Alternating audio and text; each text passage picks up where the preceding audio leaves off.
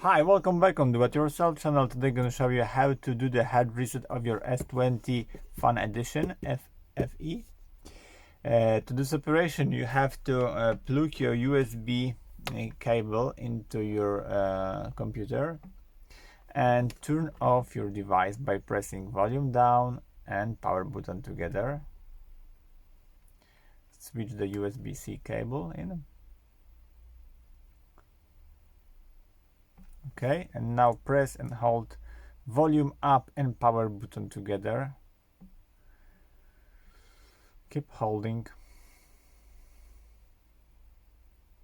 If not, yes, release power button, keep holding volume up. And that's it. You are in the hard reset mode. Now choose the wipe data factory reset from this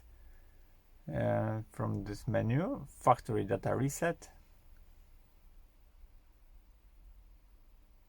That's it. Now reboot system now. This is the first option, and voila, your phone gonna be start with the new brand firmware on it. So I hope the video is helpful for you. If yes, you can leave like, leave comment and leave subscribe, and see you by next video. Hey.